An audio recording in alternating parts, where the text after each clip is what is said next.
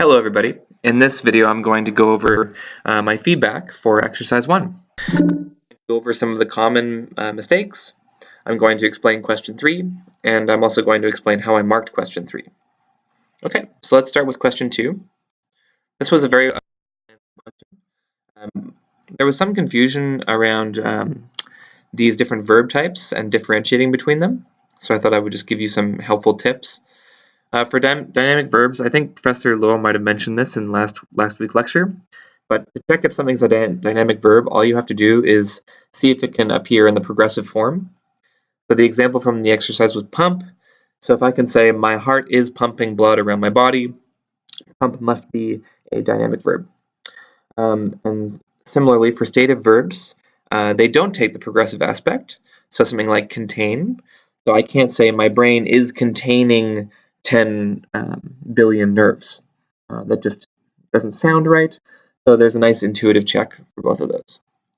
Okay, let's look at the different kinds of transitive verbs. So we have, well, intransitive verbs, which do not require an object, such as float. You can say the boat floats. I have ditransitive verbs that require two objects. So they'll require both a direct and indirect object. So the example would be tell. So he told me something.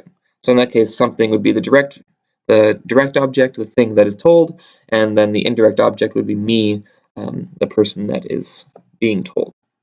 So if we look at the example from the exercise, it was a little bit confusing because it appeared in the passive voice. So the sentence was, we are often told that the brain is our most precious organ. Now, if you're just looking at this, it looks like it's just a transitive verb. We have told plus the direct object, the thing that is being told. However, if we change this into active voice and say somebody told us that the brain is our most precious organ, we can clearly see, oops, let me get another color here. So we can clearly see that us is going to be the indirect object, and then we have the direct object in this kind of sentential complement that the brain is our most precious organ. That's going to be the direct object. We have two. So therefore told is going to be ditransitive. Now let's look at the difference between ditransitive and complexive. So to do that, I've constructed this little exercise here.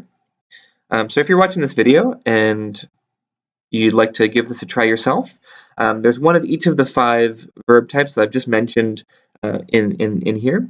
So just pause the video and see if you can identify which is which. Okay, and now I'm going to go over the answers. So let's start with the first one. Or no, let's actually start with the second one, because that's what we were just talking about ditransitive verbs.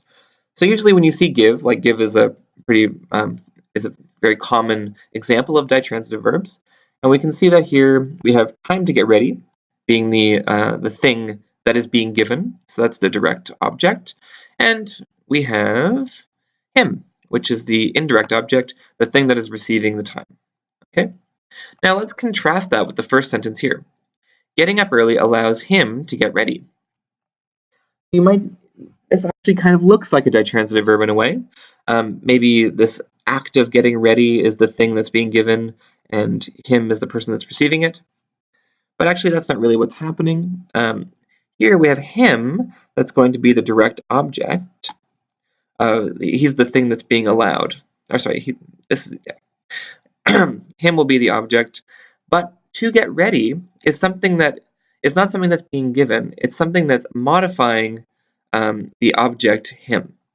So we can say that this is an object complement, the same way that in this example, to get ready was an object complement of the object time. So we can, and you can see the difference here is that here to get ready is something that is giving additional information to him, whereas in this one, to get ready is modifying the kind of time that he is being given. So getting up early allows him to get ready, because it's actually him that is getting ready in this example. Okay, if we go down further, Getting up early sucks. Well, sucks does not have a object, either indirect or direct, so it must be intransitive. Getting up early sounds hard. So I'll do my test of progressive aspect. So getting up early is sounding hard. Doesn't really make sense. So this must be stative. And that only leaves dynamic to be the last one. Getting up early is going well in the progressive aspect, so it must be dynamic. All right. Let's move on. Okay, so for question 3. Yeah, where's my answers? Okay, there's my answers.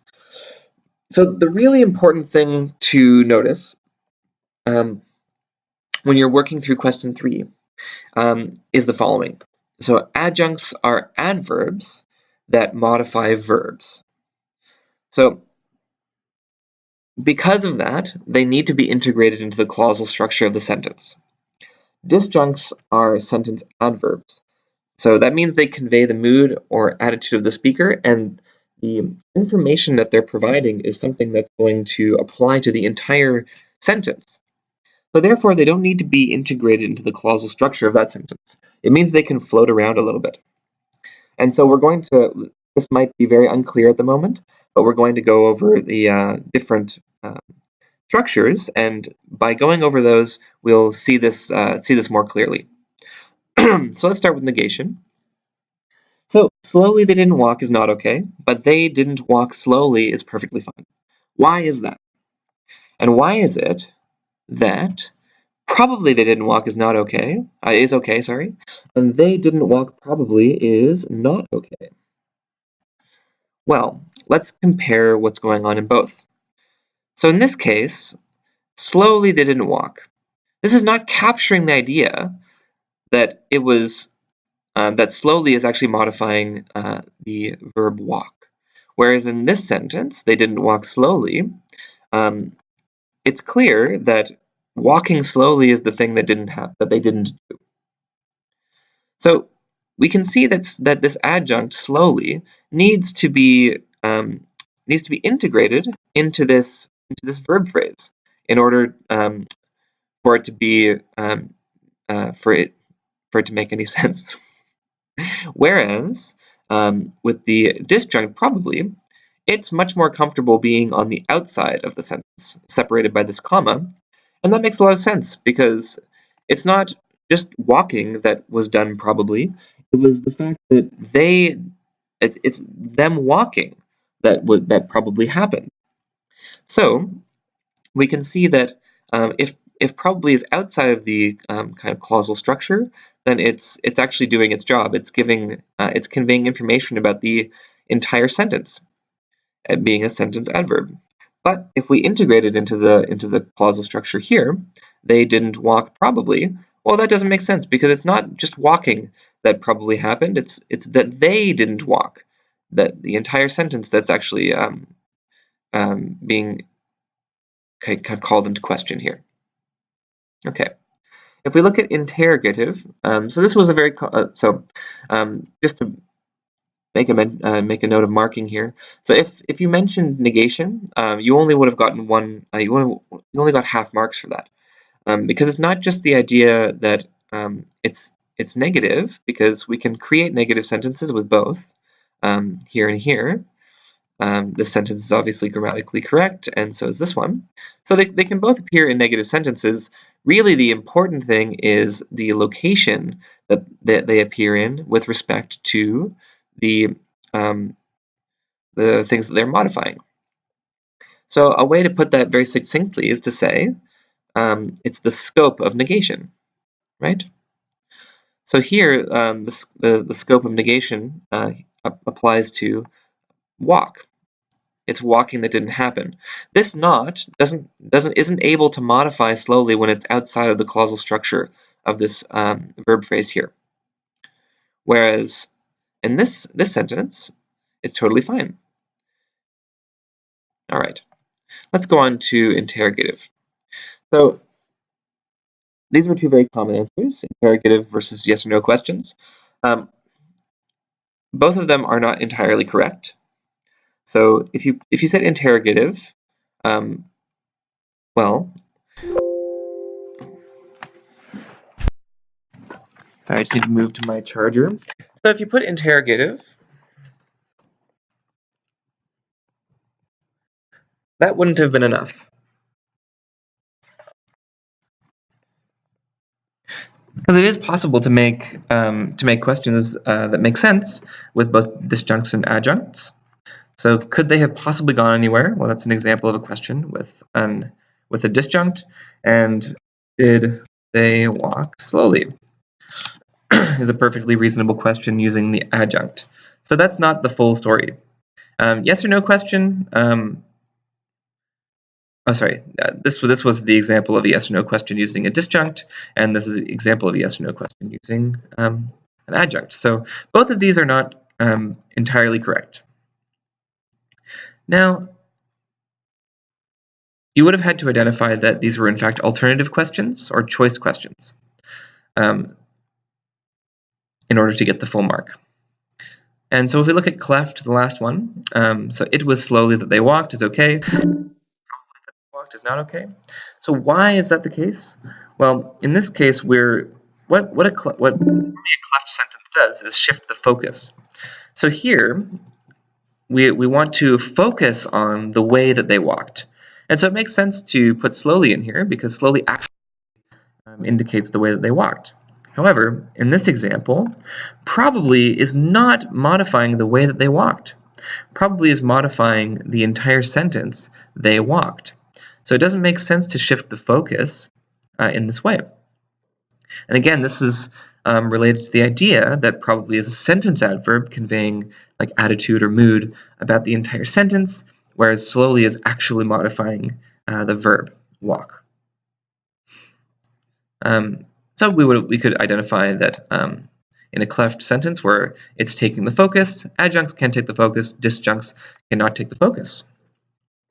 And I think everybody correctly identified the imperative sentence structure and noticed that adjuncts can appear in the imperative sentences, and disjuncts cannot. Again, this has to do with disjuncts conveying the mood of the speaker.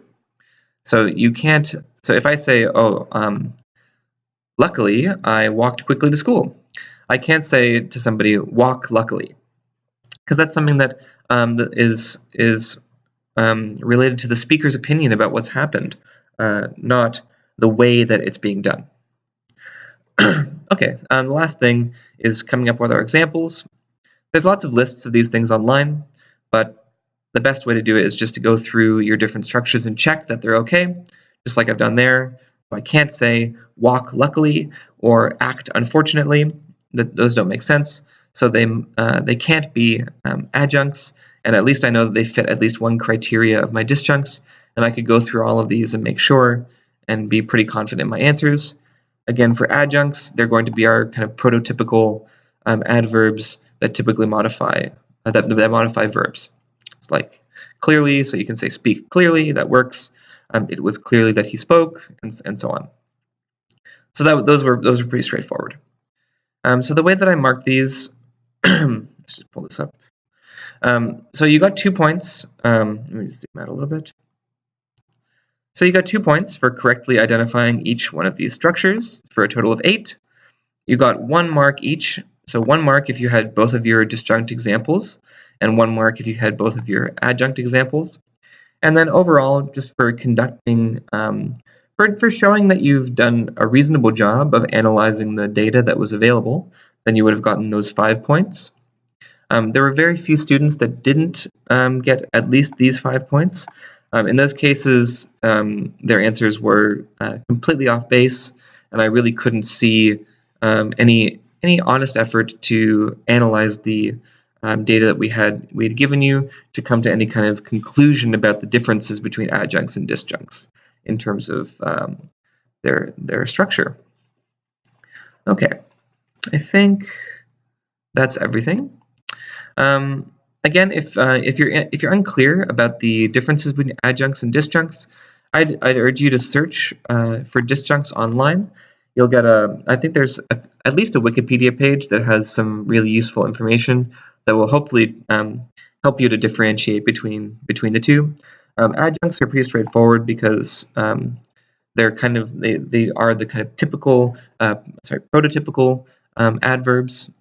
So really, in understanding the differences between the two, you really just need to understand what disjuncts are, and then you should be able to pull the two apart pretty nicely. Okay. And again, maybe do a little bit of extra research on complex transitive verbs as well. Just doing a quick search online, you'll get a lot of resources to help you figure it out. All right, well, that's it. Thank you for watching, and I'll see you in class.